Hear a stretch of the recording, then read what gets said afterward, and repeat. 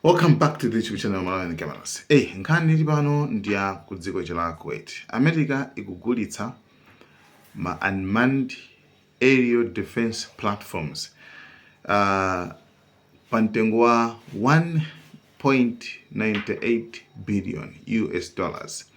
Kodi ndi chani chimene chichi? Iwo akugulitsa zida zozitetezera zoti zizi like sizofunikira munthu akhalepo yayi kwanzi unmanned zizikhala basi kumuona mabomba ndi kumakhala ngati kumapulitsa. Okay, mabomba akamabwera izipulitsa. So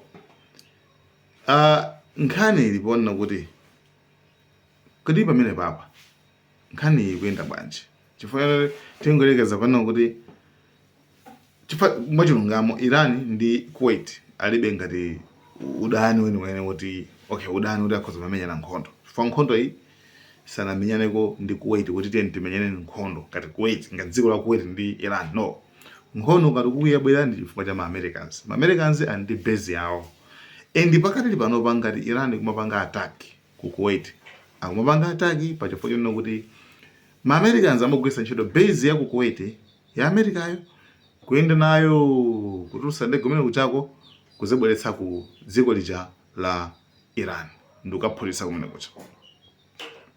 So zinthu ngati zimene zizi ndi zimene zopangisa kwana kuti Kuwait kuloweko nkhondo.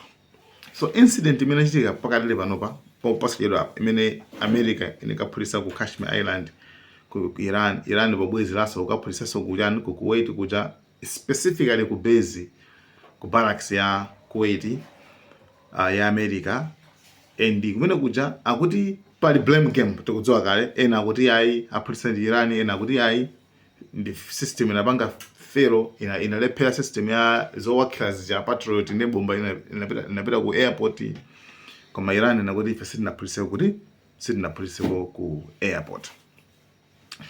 So ma issues ngaramene wawa ndamene akupangitsa kwana kuti pakhale confusion kuti because afterwards wina nkukabaya kuti tabweretsa machini kuti muzizirezera nokha asamapangana attack dziko zokhala kuti ma Americans also anangopanga attack kumene kuchako komanso pamene nokha solution eni pakati pa kuti nkhondo iyi makamaka isamafike ku Kuwait ndi I don't know I mean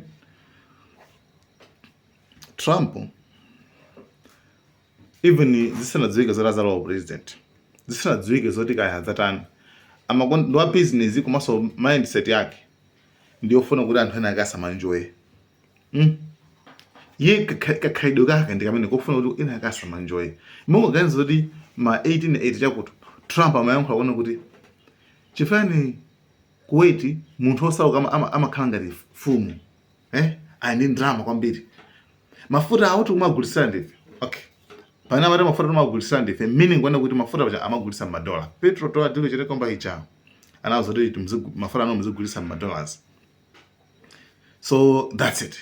Kuwait, they live like kings. The poorest person in Kuwait, they live like kings. And yet they're not paying. We make it possible for them to sell their oil. Why aren't they paying us 25% of what they're making? It's a joke. This sounds like political presidential talk to me, and I know people have talked to you about whether or not you want to run. Would you ever?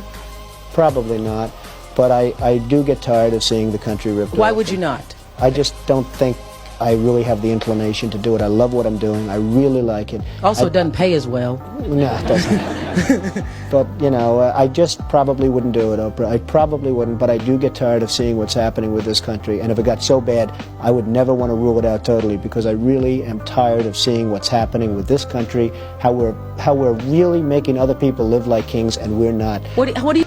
Sura magulitsira kuti amen memuganiziramu ndeya kuti awuripasa 25% ndi ambiri 25% ndi ambiri awuri ajeba mene Trump asanaganizisa kuti awonanso kuti asindudzize zoti anzakhala president makuti kuma amayankhula mankhudu amene wawa komanso amapanga sanje kwachitira anthu amene amakhala ku Kuwait chifukwa iwo ajawo miyo yawo inali yabwino kwambiri. So guys, and sometimes ukakhala bwinobwino pena mazindikira zoti anthu nkhondo ikuchitika apayi awupangirepo business sali serious. Iweyo ndi amene wapangitsa kuti nyumba mwanga mulowe nkhondo chifukwa cha iweyo. Okay, ine nyumba mwanga muno munalibe nkhondo. Okay, ndifuna example yabwino kuti mumvesese. Nyumba mwanga mulibe nkhondo, iweyo wachoka uko wazabisa nyumba mwanga muno. Ndikumanya waka nyumba mwanga muno kupaka apanga attack anthu ena. Akachoka mina kujawa kumabwera amazilembana ndiwe muno. Sometimes kundigumula chitseko cha nyumba. Okay, kenako iweyo sobano undiuze kuti man nangase adana kumabweraja akumwe sometimes akumaupyete ndiye pali chikwanjero apa koma chikwanjechi ndikulitsa kuti muzitetezera. Are you serious? Iweyo ndigulitse chikwanjechi kuti ndizitetezere kunkhondo ile oyambisa iweyo. Okay. Bena wakokha iweyo mnyumba mwanga munomu wabwisa nkhondo ndiweyo.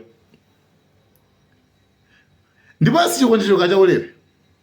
Komanso kweni it's ine sinufuna nkhondo yonso muno nyumba mwanga muno. Ndizimenya nkhondo yachana. For what? Ine ndani yachito kunena kuti ineru sindubwerera tu iweyo tu muno wanga nyumba. Ndubwerera uyo ali mene moyo. Tifori zinthu zake so amasonga so nyumba makomo. Ndo mabwerera ameneyo basi. Pena kukakhala pheo kumalingalira kuti dziko li zikuenda bwanji. Guys, thank you so much, Malawi cameras.